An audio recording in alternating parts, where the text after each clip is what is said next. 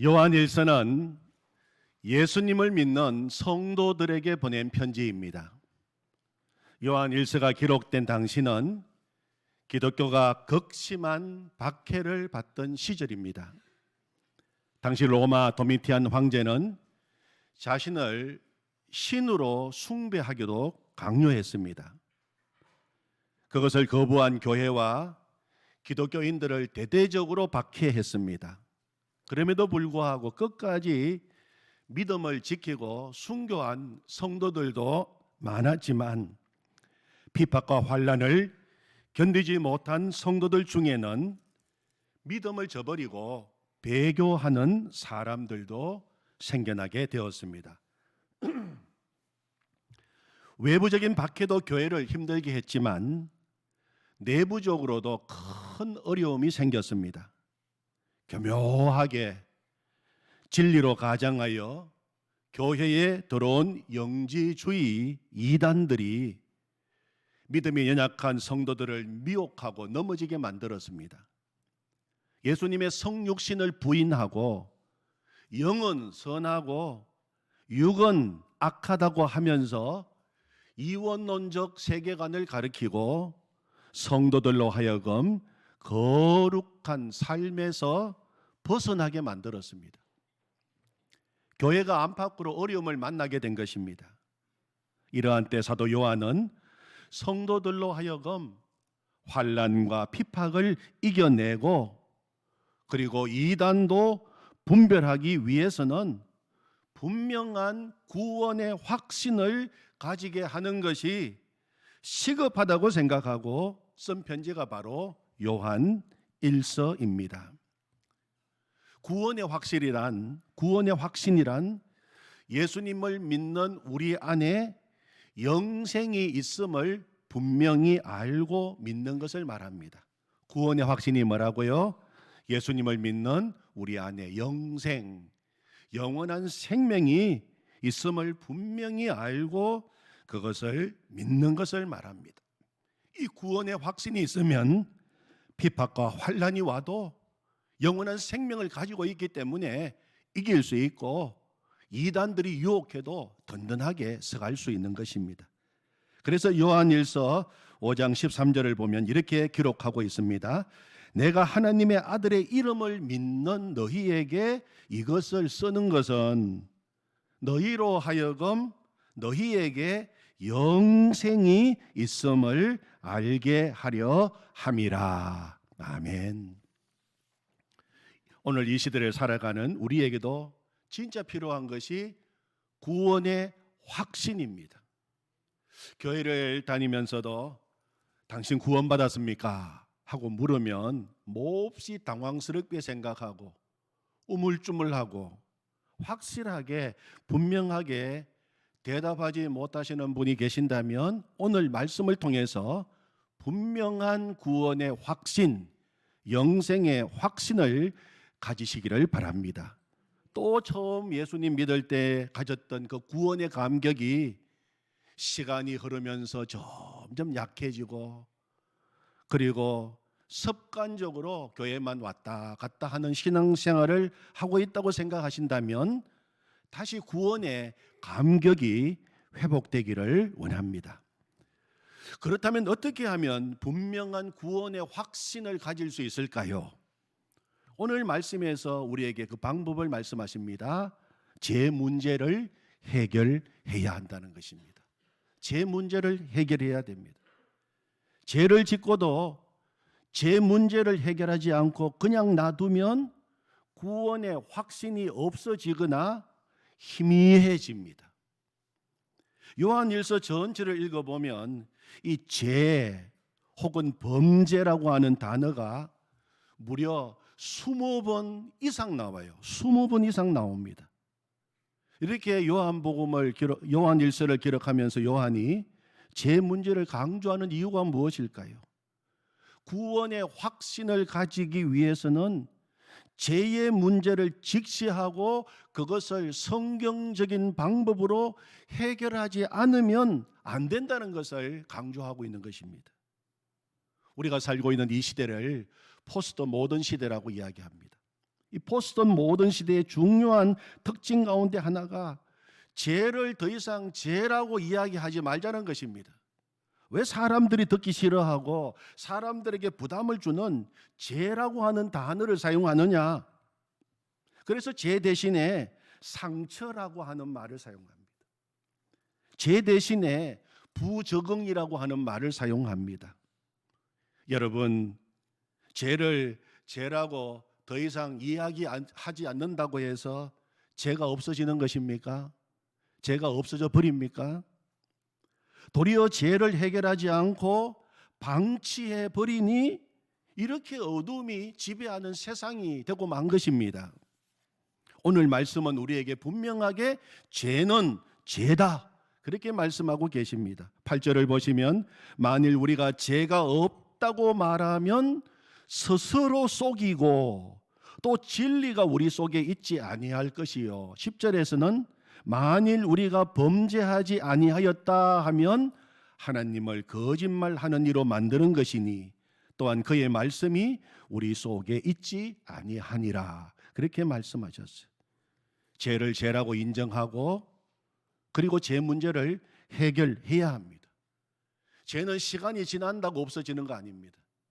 죄가 내 기억에서 사라진다고 없어지는 것도 아닙니다. 죄를 해결하는 방법을 오늘 본문에서 가르쳐 주고 계시는데 바로 회개입니다.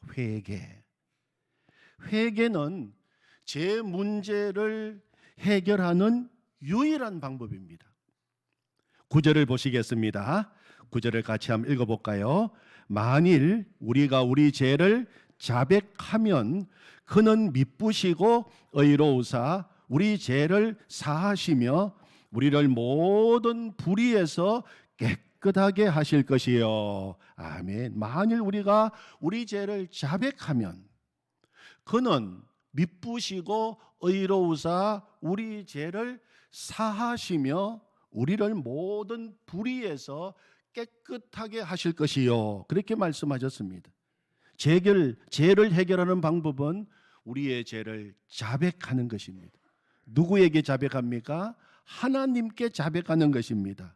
우리의 죄를 인정하고 낱낱이 자백하는 것입니다. 그것이 회개입니다. 우리 주변에는 하나님께서 회개할 기회를 주셨는데도 회개하지 않고 그 회개의 기회를 놓쳐버리고 결국은 망한 사람들이 많습니다. 죄를 지어서 망하는 것이 아니라 회개하지 않아서 망하는 것입니다. 죄보다 더 무서운 것은 회개하지 않는 것입니다. 이런 말이 있지 않습니까? 천국은 회개한 죄인들이 가는 곳이고 지옥은 회개하지 않는 죄인들이 가는 곳이다. 오늘 우리나라의 문제가 무엇입니까? 죄가 만연해 있다는 것입니다.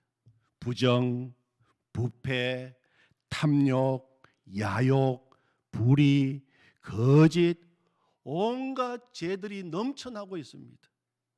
그런데 그 죄보다도 더 무섭고 심각한 것이 있는데 회개하지 않는다는 것입니다. 자신의 위치나 지위 때문에 회개를 못하는 사람들도 있습니다. 더 정확하게 말하면 회개를 못하는 것이 아니라 안 하는 것입니다. 죄를 인정하는 그 순간 자신의 모든 기득권을 잃어버린다고 생각하고 자신은 생매장당하고 인생도 끝장난다고 생각하기 때문에 회개를 안 하는 것입니다. 완전히 마귀에게 속고 있는 것입니다. 마귀가 회개하지 못하도록 회개를 안 하도록 지금 사로잡고 있는 것입니다. 어느 대학 교수 부인이 목사님과 상담을 했습니다. 그런데 그 부인이 하는 말이 우리는 회개할 자유도 없다 이렇게 이야기하는 거예요. 무슨 말인가? 나중에 알고 봤더니 남편이 가짜 박사 학위를 가지고 있었는데 그것을 고백하지 못하고 있다는 것입니다. 그의 지위가 상당하고 또 사회에서 여러 가지 일을 맡고 있어서 잘못을 솔직히 시인했을 때 치를 대가와 파장이 엄청나서 분명히 자신의 잘못을 알고 회개도 하고 싶지만 회개할 자유가 없다, 이렇게 이야기하는 것이었어요. 목사님은 그때 그게 무슨 말인지 잘 몰랐는데 몇 년 후에 그 문제가 불거지고 터져버렸습니다. 그리고 그 두 분의 삶은 완전히 무너져 버렸습니다. 처음 성령께서 회개할 기회를 주시고 회개할 문제를 지적해 주셨을 때, 마음을 주셨을 때 스스로 그 문제를 정리하고 회개했더라면 아마 그분들에게는 다른 기회가 있었을런지도 모릅니다. 오늘 하나님은 분명히 말씀하십니다. 만일 우리가 우리 죄를 자백하면 그는 미쁘시고 의로우사 우리 죄를 사하시며 우리를 모든 불의에서 깨끗하게 하실 것이요, 그렇게 약속하셨어요. 이사야 1장 18절에서도 이렇게 말씀하셨습니다. 여호와께서 말씀하시되 오라 우리가 서로 변론하자. 너희 죄가 주홍 같을지라도 눈과 같이 희어질 것이요 진홍같이 붉을지라도 양털같이 희게 되리라 말씀하셨습니다. 여러분, 이 세상에 죄를 범하지 않는 인생은 하나도 없습니다. 예수님을 믿고 사는 우리도 또 죄를 지을 때가 있습니다. 전혀 죄를 안 짓고 살면 그보다 더 바랄 것이 없겠지만 우리는 여전히 육신의 몸을 가지고 살아가고 있기 때문에 또 죄를 짓습니다. 마음으로 죄를 짓고 생각으로 죄를 짓고 행동으로도 죄를 짓습니다. 오라 나는 공고한 사람이로다. 그 고백이 바로 오늘 우리의 고백입니다. 그러면 그때 우리는 어떻게 해야 됩니까? 죄를 지었을 때 우리는 회개해야 합니다. 또 회개하면 되는 것입니다. 회개는 날마다 해야 됩니다. 회개는 매일 해야 됩니다. 오늘 지금 이 시간도 우리가 하나님 앞에서 회개해야 합니다. 어떤 사람은 회개하면 뭐 합니까? 또 죄 지을 건데요. 그러면 또 더러워질 걸 알면서도 세수는 왜 합니까? 하루를 살며 더러워지니까 또 세수하는 것입니다.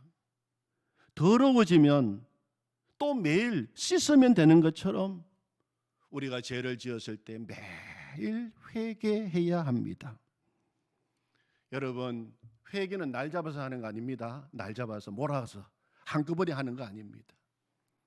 만약에 우리가 씻는 것을 한 달을 씻지 않고 1년을 씻지 않고 그렇게 여러분 한번 지내보십시오.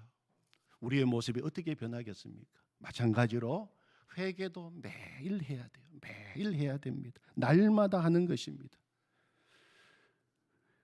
오늘 9절 말씀을 보면 회개에는 두 단계가 있는 것을 알게 됩니다. 회개에는 두 단계가 있습니다. 첫 번째 단계는 먼저 자신의 죄를 인정하는 것입니다.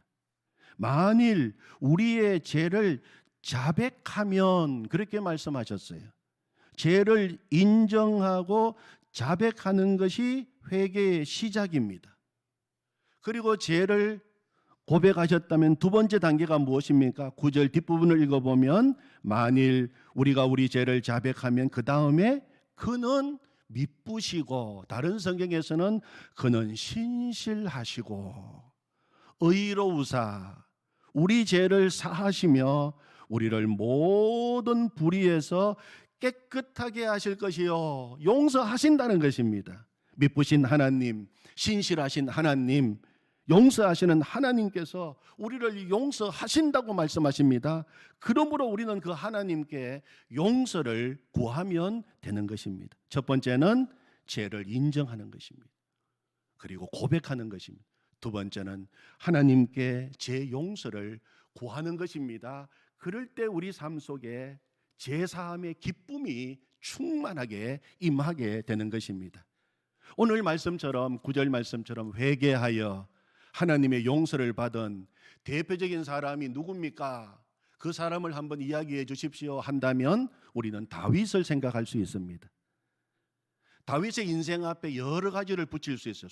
여러 가지 수식어를 붙일 수 있는데 저는 다윗은 무엇보다도 회개의 사람이었어요. 다윗은 회개의 사람입니다. 첫 번째, 다윗은 죄를 지었을 때 그는 그 자신의 죄를 인정하고 자백했습니다. 여러분, 사람이 죄를 지으면 그 죄를 인정합니까? 아니면 일반적으로 부인합니까? 많은 경우에 자신의 죄를 부인합니다. 숨깁니다. 아닙니다. 은폐합니다. 다윗도 처음에는 자신이 지은 죄를 숨기고 은폐하려고 모든 방법, 온갖 방법을 다 시도했습니다. 그는 자신의 충직스러운 신하인 우리아의 아내 바세바를 범하고 동침한 이후에 그녀가 임신했다는 소식을 듣게 되었어요. 다윗은 자신의 죄를 감추기 위해서 온갖 방법을 다 사용합니다. 전쟁터에 있는 우리아를 불러서 어떻게 하든지 그 죄를 숨기려고 했습니다. 그래도 안 되니까 나중에는 이 충직스러운 우리아를 치열한 전쟁터 최전선에 보내고 그 싸움 도중에 모든 신하들은 다 뒤로 물러나서 아주 교묘한 방법으로 우리아를 죽게 만들었습니다. 함정을 파고 죽게 만든 것입니다. 다윗의 계획대로 되었어요. 완전 범죄가 성공하는 순간이었습니다. 그런데 어느 날 느닷없이 나단 선지자가 다윗을 찾아온 것입니다. 왕이여, 기니 드릴 말씀이 있습니다. 어느 성읍에 두 사람이 살고 있었습니다. 한 사람은 부자고 한 사람은 아주 가난했습니다. 부자는 집에 많은 양과 소가 있었습니다. 그러나 가난한 사람은 아무것도 없고 암양 새끼 한 마리밖에 없었습니다. 마치 자기 자식처럼 길렀습니다. 그런데 어느 날 그 부잣집에 손님이 찾아왔습니다. 그런데 부자는 자기의 그 많은 양, 소는 제쳐놓고 가난한 사람 집에 있는 그 한 마리밖에 없는 암양 새끼를 빼앗았습니다. 그리고 그것으로 자기 집에 온 손님을 대접했습니다. 왕이시여, 어떻게 할까요? 다윗은 그 말을 듣고 진노합니다. 세상에 그런 놈이 도대체 어디 있느냐? 하나님의 이름을 걸고 맹세하는데 그런 인간은 마땅히 죽어야 한다. 그때 나단 선지자가 다윗을 쳐다보면서 말합니다. 당신이 바로 그 사람입니다. 여러분, 이때 다윗이 어떻게 했을까요? 두 가지 할 수 있는 방법이 있습니다. 첫 번째는 부인하는 것입니다. 부인하는 것이에요. 감히 네가 왕 앞에서 무슨 소리를 하고 있느냐? 나단, 네가 나를 정치적으로 어렵게 만들려고 없는 죄를 꾸며 만들어서 거짓말하고 있다. 무고죄로 나단 선지자를 감옥에 가둘 수 있어요. 지금 우리 정치인들 가운데 이런 사람들이 얼마나 많습니까? 죄가 있어도 절대로 아니라고, 상대가 무슨 말을 해도 안 했다고, 초지일관 나와 상관없는 일이라고 자신의 죄를 부인하는 사람들이 많습니다. 정치인만 그렇겠습니까? 우리는 어떻습니까? 두 번째 방법은 자신의 죄를 인정하고 자백하는 것입니다. 그런데 다윗은 자신의 죄를 인정하고 자백합니다. 얼마든지 왕이라고 하는 이름으로, 막강한 권력으로 나단 선지자 얼마든지 제거할 수 있습니다. 그런 자리에 앉아 있습니다. 그럼에도 불구하고 그는 자신의 죄를 인정하면서 말합니다. 맞습니다. 내가 죄를 범했습니다. 여러분, 이 고백은 정말로 어려운 고백이었을 것입니다. 막강한 권력을 가진 왕의 자리에서 정말 하기 어려운 고백이었을 것입니다. 자신에게 충성을 다 바친 신하의 아내를 빼앗아 범하고 그것도 부족하여 그 신하를 교묘하게 죽었다는 것이 온 세상에 알려지면 그의 왕의 자리가 위태로울 것입니다. 나라를 이끌어 가는데 신하들이 더 이상 다윗을 왕으로 신임하지 않을 것입니다. 백성들은 더 이상 다윗을 왕으로 인정하지 않고 그래서 왕의 자리에서 쫓겨날 수도 있습니다. 그런데 다윗은 자신의 죄를 인정하고 회개합니다. 그가 회개하고 난 다음에 지은 시편 51편 3절에 보면 이렇게 고백합니다. 물론 나는 내 죄가를 아오니 내 죄가 항상 내 앞에 있나이다. 나는 내 죄가를 압니다. 다윗은 자신의 죄를 인정했습니다. 여러분, 다윗의 위대함이 어디에 있습니까? 여기에 다윗의 위대함이 있습니다. 왜 하나님께서 그토록 다윗을 보실 때마다 내 마음에 드는 자라고 말했을까요? 다윗의 위대함은 그가 비록 죄를 지었지만 그 죄를 인정하는 회개 자리에 섰다는 것입니다. 그리고 시편 51편 그 다음 절 4절에 보면 이렇게 말합니다. 내가 주께만 범죄하여 주의 목전에 악을 행하여 싸우니. 내가 주께만 범죄하여 주의 목전에서 악을 행하여 싸우니. 여러분, 이 말은 사람에게는 범죄하지 않았다는 말이 아닙니다. 그는 밧세바에게 죄를 범했고 우리아에게도 죄를 범했습니다. 그는 간음죄를 지었고 살인죄를 지었습니다. 그러나 모든 범죄는 알고 봤더니 궁극적으로 하나님께 대한 범죄였던 것입니다. 하나님의 기대를 무너뜨리고 하나님의 율법을 어겼기 때문입니다. 하나님께 죄를 범한 것입니다. 하나님 목전에서 죄를 범한 것입니다. 다윗은 범죄하는 그 순간 아무도 본 사람도 없고 아무도 모른다고 생각했을 것입니다. 우리아를 죽이고 이 사건, 이 세상 사람들 누구도 모른다고 생각했을 것입니다. 그런데 다윗은 회개하면서 깨닫게 되었어요. 내가 범죄하고 있을 때 하나님은 나를 보고 계셨습니다. 주의 목전에서 주님 눈앞에서 내가 죄를 범했습니다. 여러분, 모든 죄는 하나님 목전에서 하나님 눈앞에서 지금 짓고 있는 죄입니다. 사람들은 안 보고 있고 모른다 하더라도 하나님은 다 보고 계십니다. 다 알고 계십니다. 내가 지금 죄 짓고 있는 그 자리에도 하나님은 계신다는 것입니다. 사랑하는 성도 여러분, 회개만이 우리의 살 길입니다. 회개하기를 원하십니까? 그렇다면 내가 죄인됨을 주님께 온전히 솔직히 드러내십시오. 그리고 다윗처럼 고백하십시오. 주님, 제가 죄를 범했습니다. 주님 목전에서 제가 죄를 범했습니다. 저는 죄인입니다. 이 고백이 우리 마음 심령 중심에서부터 나오는 통회의 자백이 될 때 살 길이 열리게 될 줄로 믿습니다. 회개의 두 번째 단계가 뭡니까? 그렇다면 죄 용서를 구하는 것입니다. 죄를 자백했다면 용서를 구하십시오. 다윗은 인자하신 하나님께 용서를 구합니다. 시편 51편을 시작하면서 그는 이렇게 고백합니다. 하나님이여, 주의 인자를 따라 내게 은혜를 베푸시며 주의 많은 긍휼을 따라 내 죄악을 지워주소서. 나의 죄악을 말갛게 씻으시며 나의 죄를 깨끗이 제하소서. 죄를 인정했다면 거기에서 끝나지 않고 하나님께 죄 용서를 구해야 합니다. 담대하게 구해야 해요. 다윗이 여러분 그 끔찍한 죄, 간음죄, 살인죄를 짓고도 무슨 근거로 감히 하나님께 용서를 구하고 있습니까?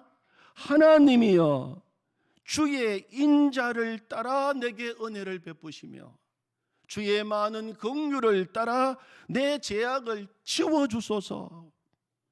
다윗은 하나님이 어떤 분이신지를 알고 있었습니다. 나의 하나님은 인자하신 하나님이시다. 나의 하나님은 은혜의 하나님이시다. 나의 하나님은 긍휼의 하나님이신 것을 알았습니다. 그 하나님의 성품에 근거하여 지금 다윗은 용서를 구하고 있는 것입니다. 주님의 인자를 따라 나를 용서해 주십시오. 인자하신 하나님, 인자라고 하는 말은 변치 않는 사랑을 이야기합니다. 내가 하나님 말씀대로 살 때에도 나를 버리지 않으신 하나님, 그렇다고 내가 죄를 범해서도 나를 포기하거나 나를 버리지 않으시는 여전한 사랑의 하나님을 알기에 그는 그 변치 않는 하나님의 사랑에 근거하여 용서를 구하고 있는 것입니다. 인자하신 하나님, 나를 용서해 주십시오. 하나님은 은혜의 하나님이십니다. 은혜가 무엇입니까? 하나님, 저는 용서받을 자격도 없습니다. 그러나 하나님은 은혜의 하나님이십니다. 아무 자격도 없는 자에게 일방적으로 사랑과 용서를 베푸시는 하나님이십니다. 하나님은 또 긍휼의 하나님이십니다. 긍휼이 무엇입니까? 마땅히 죄값으로 받아야 할 심판을 받지 않게 하시고 용서하시는 하나님의 마음이 긍휼이신 것입니다. 하나님, 긍휼의 하나님, 내 죄악을 제거해 주십시오. 여러분, 우리도 용서를 구할 때 하나님의 인자하심에 근거하여 우리가 지금 기도하고 있는 것입니다. 하나님의 은혜에 근거하여 용서를 구하고 있는 것입니다. 긍휼하신 하나님께 우리가 하나님 용서해 달라고 지금 기도하고 있는 것입니다. 그러면은 하나님이 용서해 주시겠다고 말씀하셨습니다. 요한일서 1장 9절 말씀 우리 마음에 새기십시다. 만일 우리가 우리 죄를 자백하면 그는 미쁘시고 의로우사 우리 죄를 사하시며 우리를 모든 불의에서 깨끗하게 하실 것이요. 아멘. 시편 51편을 계속 읽어 내려가면 다윗의 용서의 기도는 더 깊어집니다. 그는 또 이렇게 고백합니다. 우설초로 나를 정결하게 하소서. 내가 정하리이다. 나의 죄를 씻어주소서. 내가 눈보다 희리이다. 우설초로 나를 정결하게 하소서. 내가 정하리이다. 우설초는 죄를 정결하게 하는 예식을 할 때 희생 제물에 피를 적셔서 그 지은 사람에게 뿌리는 풀을 가리켜서 우설초라고 이야기합니다. 예수님은 우리의 죄를 용서하기 위하여 피를 흘려 주셨습니다. 그 피를 뿌리면 되는 것입니다. 십자가의 보혈로 우리의 모든 죄는 얼마든지 깨끗하게 씻겨지게 되는 것입니다. 여러분, 우리의 모든 죄를 용서하실 수 있는 것은 예수님의 피밖에 없습니다. 나의 죄를 씻기는 예수의 피밖에 없습니다.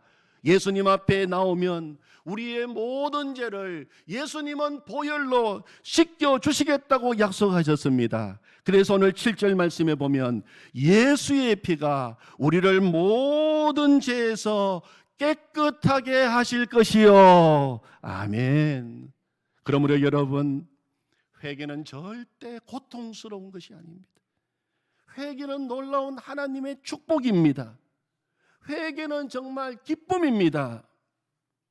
회개는 죄를 인정하고 고백하는 데서부터 시작됩니다. 회개는 주님의 용서를 구하는 것입니다. 그래서 주님이 주시는 제사함의 기쁨을 가지고 일어나는 것이 회개인 것입니다. 회개하는 자에게 우리 주님은 자유를 주시고 그리고 분명한 구원의 확신을 새롭게 해 주십니다. 십자가의 보혈이 우리를 깨끗하게 하시고 자유하게 하십니다. 이 시간 우리 찬양하며 기도하십시다. 오늘 받으신 찬송입니다. 약한 나로 강하게, 가난한 날 부하게, 눈먼 날 볼 수 있게 주 내게 행하셨네. 호산나 호산나 죽임당한 어린 양, 호산나 호산나 예수 다시 사셨네. 내가 건너야 할 강 거기서 내 죄 씻겼네. 이제 주의 사랑이 나를 향해 흐르네. 깊은 강에서 주가 나를 일으키셨도다. 구원의 노래 부르리. 예수 자유 주셨네. 호산나 호산나 죽임당한 어린 양, 호산나 호산나 예수 다시 사셨네. 호산나 호산나 죽임당한 어린 양, 호산나 호산나 예수 자유 주셨네. 약한 나로 강하게, 가난한 날 구하게, 눈먼 날 볼 수 있게 주 내게 행하. 약한 나로 강하게 가난한 날 구하게 눈먼 날 볼 수 있게 주 내게 행하세. 호산나 호산나 죽임 당한 어린 양 호산나 호산나 예수 다시 사시오. 내가 건너야 할까 거기서 내 새신겼네 이제 주의 사랑이 나를 향해 깊은 강에서 주와 나를 일으키셨도다 구원의 노래 부르리 예수 자유 주셨네. 호산나 호산나 죽임 당한 어린 양 호산나 호산나 예수 다시 호산나 호산나 호산나 죽임 당한 어린 양 호산나 호산나 예수 다시 사신 예수 자유 주셨네. 예수 자유 주셨네. 이 시간 같이 기도하십시다. 하나님 날마다 죄를 씻으라고 말씀하셨습니다. 날마다 회개하라고 말씀하셨습니다. 십자가의 보혈로 우리를 정케해 주시겠다고 말씀하셨습니다. 내가 건너야 할 그 죽음의 강에서 주님은 대신 죽으시고 십자가 보혈로 우리를 살려주시고 우리의 죄를 씻겨주셔서 감사합니다. 이제 주님의 사랑이 내 속에서 흘러넘치고 있습니다. 구원의 노래를 부릅니다. 예수 자유 주셨네. 우리 같이 기도하십시다. 하나님 아버지, 이전에 저희가 기도합니다. 하나님 아버지, 우리의 삶을 하나님 온전히 다스려 주십시오. 깊은 강에서 우리의 주가 죄에 대한 모든 것들을 나를 일으키셨도다 구원의 노래 부르리 예수 자유 주셨네. 호산나 호산나 죽임 당한 어린 양 호산나 호산나 예수 다 호산나 호산나 호산나 죽임 당한 어린 양 호산나 호산나 예수 다시 사셨네. 주님 이 시간에 십자가의 보혈로 우리를 다시 씻어 주시옵소서. 새롭게 하여 주시옵소서. 더럽고 추하고 정결하지 못한 우리의 마음, 우리의 생각, 우리의 모든 삶을 주님 앞에 내어놓사오니 주여 씻어 주시옵소서. 자백하고 주님 앞에 내놓으면 주님은 우리를 미쁘시고 의로우신 주님께서 용서하시겠다고 약속하셨사오니 이제는 그 믿음으로 살게 하여 주시옵소서. 회개의 기쁨으로 살게 하여 주시옵소서. 회개의 승리로 살아가게 하여 주시옵소서. 예수님의 이름으로 기도하옵나이다. 아멘.